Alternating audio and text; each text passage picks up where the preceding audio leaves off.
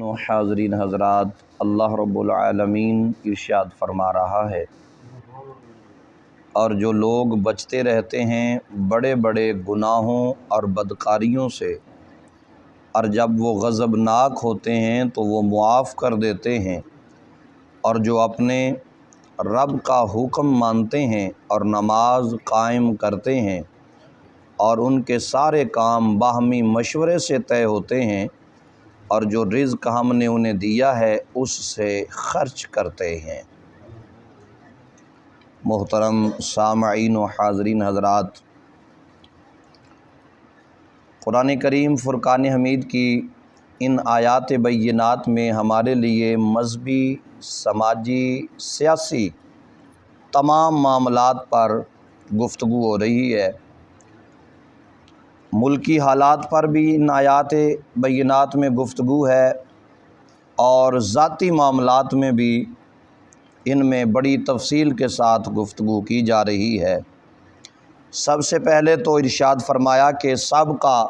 آیت میں ارشاد فرمایا کہ اللہ تعالیٰ کے پاس جو خصوصی انعامات ہیں وہ ہمیشہ باقی رہنے والے ہیں۔ اس آیت میں ان لوگوں کا تعارف کرایا جا رہا ہے جنہیں یہ ابدی نعمتیں بخشی جائیں گی۔ بتایا کہ یہ اہل ایمان کا ایک حصہ ہے۔ ان اہل ایمان کی خوبیوں اور خصائل حمیدہ کا بیان شروع کیا جا رہا ہے۔ ایک خوبی تو ان کی یہ ہے کہ وہ اللہ تعالیٰ پر توکل کرتے ہیں۔ اس آیت میں بھی ان کی اور دو خوبیوں کا بیان کیا جا رہا ہے۔ ایک خوبی یہ ہے کہ وہ کبیرہ گناہوں اور بے حیائی کے کاموں سے دور رہتے ہیں، اپنے دامن کو ان سے آلودہ نہیں ہونے دیتے۔ اور ان کی دوسری خوبی یہ ہے کہ جب انہیں ستایا جاتا ہے یا انہیں اشتعال دلایا جاتا ہے تو یہ ہلکے پن کا مظاہرہ کرتے ہیں، غضبناک ہو کر اپنے آپ سے باہر نہیں ہو جاتے، اور واہی تباہی کا دامن ہاتھ میں نہیں پکڑتے، اور نہ ہی کوئی ایسی باتیں اپنی زبان سے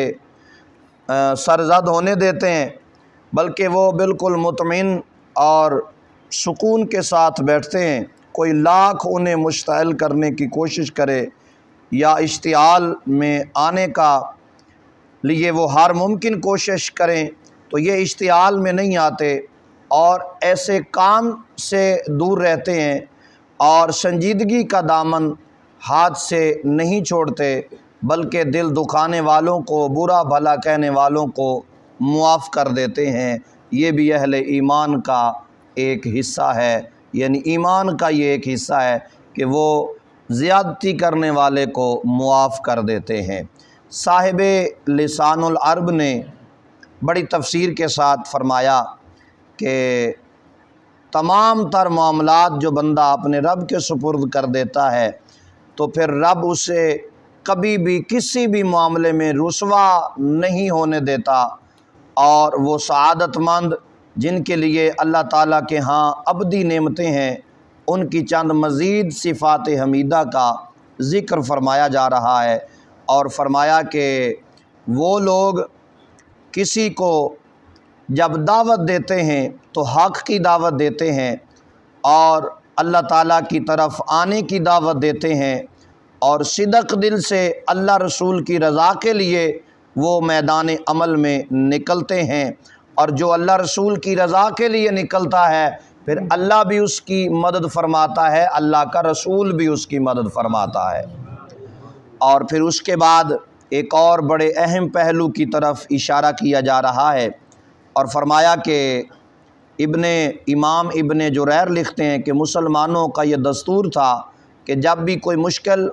یا پیچیدہ مسئلہ پیش آتا تو سب اکٹھے ہو کر اس کے ہر پہلو پر گفتگو کرتے، اور آخر کار ایک نتیجے پر پہنچ جاتے۔ حضور نبی پاک علیہ الصلاۃ والسلام کا یہ معمول تھا کہ جب بھی کوئی ایسی مشکل پیش آتی تو صحابہ کو بلا کر مجلس مشاورت منعقد فرماتے، اور بحث و تمحیص کے بعد فیصلہ فرماتے۔ صحابہ اکرام کا بھی یہی طریقہ کار تھا۔ حضرت فاروق اعظم نے ایک مجلس شورا مقرر کی ہوئی تھی، جو جلیل القدر صحابہ پر مشتمل تھی، اور تمام ملکی، سیاسی، جنگی اور قانونی معاملات زیر باس آتے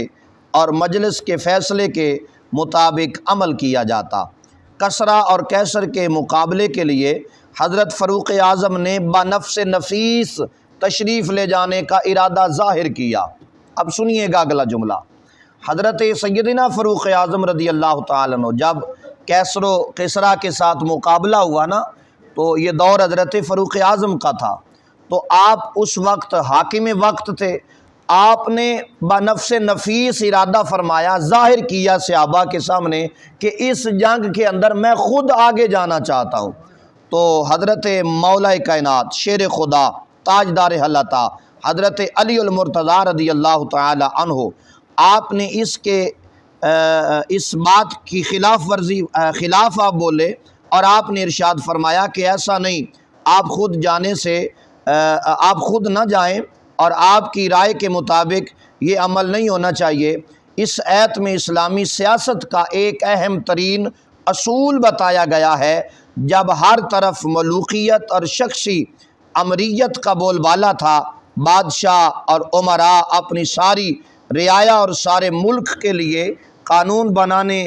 کے مجاز تھے، لیکن جن کے لیے قانون بنایا جا رہا ہوتا ہے ان کی پسند اور ناپسند کو بھی تو دیکھا جائے۔ جب کوئی کسی قسم کا ملکی قانون بنایا جا رہا ہو تو یہ نہیں ہونا چاہیے کہ ایک بندہ بیٹھ کر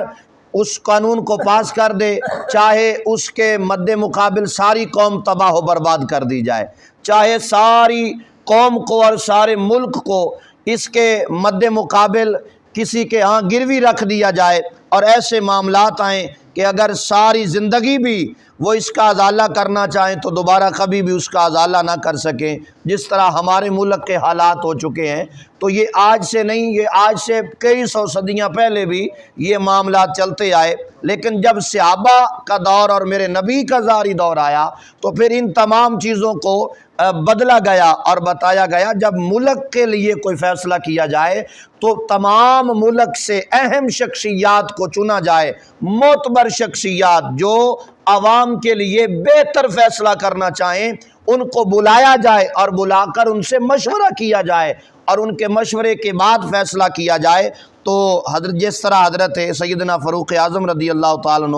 آپ نے بنفس نفیس تشریف لے جانے کا ارادہ ظاہر کیا، تو حضرت مولا کائنات کرم اللہ وجہ الکریم نے اس کو خلاف مصلحت سمجھا اور خود جانے سے روکا، اور آپ کی رائے کے مطابق پھر عمل کیا گیا۔ پھر حضرت فاروق اعظم آپ خود نہیں گئے، چونکہ مولا علی پاک نے فرمایا کہ آپ نہ جائیں، اور باقی جتنے بھی جنگجو ہیں وہ سارے کے سارے وہاں پر جنگ کریں گے، آپ یہاں پر بیٹھ کر باقی تمام معاملات کو سمیٹیں گے اور نبھائیں گے۔ تو اسی طرح آج بھی ہمارے ملک میں جو کچھ ہو رہا ہے یہ ہم سب کی آنکھوں کے سامنے ہے کہ دوپہر کو کچھ ہوتا ہے، شام کو کچھ ہوتا ہے، رات 12 بجے کچھ ہو جاتا ہے، اگلا دن چڑھتا ہے تو کچھ اور ہی نظارہ دیکھنے کو ملتا ہے۔ تو یہ تمام تر جتنے معاملات ہیں یہ اسلامی ریاست کے نہیں ہیں۔ اسلامی ریاست میں تو ہر ایک بندے کو حق ہے کہ وہ اپنے حق کی آواز کو بلند کرے، اور اگر اس کی آواز کو دبایا جا رہا ہے تو پھر وہ اسلامی ریاست نہیں ہے، وہ اسلامی ملک نہیں ہے۔ اسلام کے نام پہ تو ہم نے یہ ملک حاصل کیا، لیکن آج تک اسلام کی کوئی بات ہمیں پاکستان میں نظر نہیں آ رہی۔ کیا اسلامی ملک میں یہ ہوتا ہے؟ مثال دے کے بات سمجھا دیتا ہوں۔ رمضان المبارک شریف کا مہینہ ہو اور دن 12 بجے کا ٹائم ہو اور بازار گرم ہو اور سب بازار میں بیٹھ کر کھانا کھا رہے ہو، کوئی کھڑے ہو کے پانی پی رہا ہو سرے عام بازار کے اندر، کوئی جناب کچھ کھا رہا ہو، کوئی کچھ کھا رہا ہو، کوئی کچھ کھا رہا ہو۔ کیا اسلامی نظام میں یہ سب کچھ ہوتا ہے؟ نہیں۔ اسلام بہت بڑا عظیم دین ہے، لیکن افسوس اس بات کا ہے کہ ہم نے یوں سمجھا ہے کہ اسلام کو ہم پر مسلط کیا جا رہا ہے، ہم اسلام لینا ہی نہیں چاہتے، ہم اس طرف آنا ہی نہیں چاہتے، ہم پر زبردستی یہ تھوپا جا رہا ہے۔ تو ایسی بات نہیں ہے۔ اسلام عزت دیتا ہے، اسلام قدر کرنے والوں کو عزت دیتا ہے، بے قدر لوگوں کو عزت نہیں دیتا۔ آئیے نبی پاک علیہ الصلوۃ والسلام کی شریعت مطہرہ پر عمل کرتے ہوئے اپنی زندگی کو گزاریے، اور ان تمام تر معاملات میں جتنے بھی معاملات ہمارے ملک میں ہیں یا اس سے پہلے بھی ہمارے آنے سے پہلے بھی معاملات تھے، تو کوئی بھی اسلام کہتا ہے کہ کوئی بھی ایک بندہ اس پر فیصلہ نہیں کر سکتا۔ ایک بندے کو اجازت نہیں ہے کہ وہ پوری قوم کا فیصلہ کر ڈالے، چاہے تو جناب وہ امریکہ کی جھولی میں ڈال دے، چاہے تو جناب کسی غیر مسلم کی جھولی میں ڈال دے۔ اسلام اس بات کی اجازت نہیں دیتا۔ اسلام کہتا ہے جو لوگ عوامی لوگ ہیں اور معتبر شخصیات ہیں، اچھے کردار کے مالک ہیں، ان سے اس معاملے میں بات کی جائے، ان سے مشورہ کیا جائے، مشورے کے بعد فیصلہ کیا جائے۔ تو اگر یہ معاملہ معمولی سا ہوتا تو سیدنا فاروق اعظم جو بہت بڑے عادل تھے، جن کا یہ فرمان ہے کہ اگر میرے دور حکومت میں ایک بلی بھی بھوکی اور پیاسی مر گئی تو کل قیامت کے دن عمر اس کا بھی جواب دے ہے، تو آپ کسی کو مشاورت کے لیے نہ بلاتے۔ اس کے باوجود جو اتنا متقی اور پرہیزگار ہو، پھر بھی جب بھی کوئی معاملہ بنے تو آپ نے ایک